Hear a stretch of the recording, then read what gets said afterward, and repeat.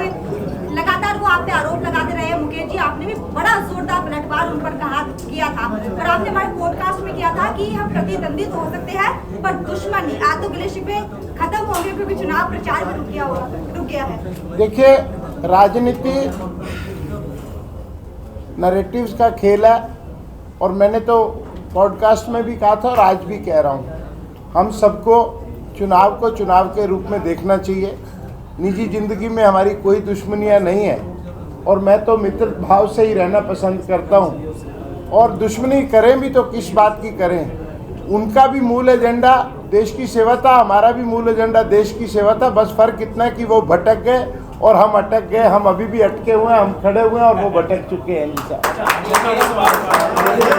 भाटिया जी, आदर्श नगर विधानसभा में 3 वार्ड आते हैं, आदर्श नगर, आजादपुर, धीरपुर।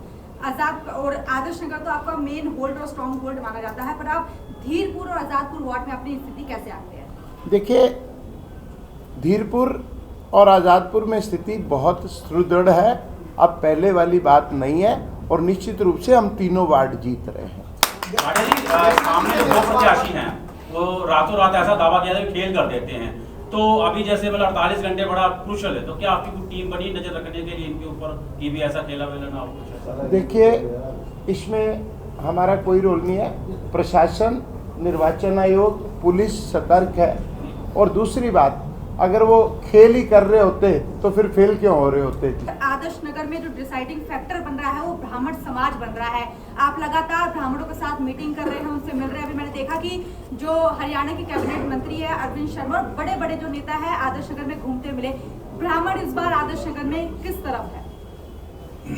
ब्राह्मण समाज हमेशा जो है सच्चाई की तरफ रहता है और सच्चाई जो है भारतीय जनता पार्टी और राजकुमार भाटिया जी की ओर है। इसलिए जो पूरे ब्राह्मण समाज ने क्या और भी मतलब 35 बिरादरी में खास तौर से ब्राह्मण समाज ने भी ये जो है निश्चय कर लिया है कि हमने अपना जो समर्थन जो राजकुमार भाटिया जी को दिया, भारतीय जनता पार्टी को दिया।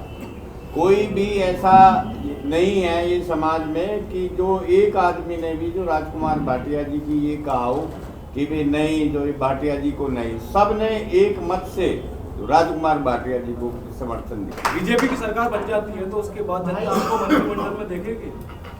देखिए, मैंने पहले कह दिया है कि भारतीय जनता पार्टी का कार्यकर्ता केवल कार्यकर्ता होता है। ये सभी साथी जो मेरे यहाँ पर बैठे हैं ये मुझसे ज़्यादा अनुभवी है, मुझसे ज़्यादा ऊर्जावान है, लेकिन पार्टी ने एक व्यक्ति को चुनाव लड़ने के लिए भेजा है और इनको लड़वाने के लिए भेजा है। ऐसे ही मंत्रिमंडल में जगह मिलेगी या नहीं मिलेगी हमारा शीर्ष नेतृत्व तय करेगा, संगठन तय करेगा। इसमें मेरा कोई रोल नहीं है। पूरा जलवा चल रहा है पूरी और जनता ने डिसाइड कर लिया है कि अब की बार राजकुमार जी को विधानसभा में आदर्श नगर के विधायक के रूप में बैठाना है और आदर्श नगर को आदर्शता की ओर, जो आदर्शता से दूर है, उन सभी विषयों को आदर्श बनाने के लिए अब की बार राजकुमार जी को। और चुनावी माहौल के अंदर आरोप प्रत्यारोप, दूसरे की बुराई और अपनी खूबियां, ये सब चीजें बताई जाती हैं। दो कॉर्पोरेटर उनके हैं, एक निगम पार्षद हमारे हैं, पवन जी यहाँ पर विधायक रहे हैं। सब वार्डों के अंदर कोई ना कोई दिक्कत और परेशानियां रही हैं। उन्होंने हमारे ऊपर आरोप प्रत्यारोप लगाए, हमने उनके ऊपर लगाए हैं। व्यक्तिगत आरोप जब उन्होंने लगाने शुरू किए तो भाटिया जी ने भी व्यक्तिगत आरोप का जवाब दिया। चुनाव आज थम चुका है।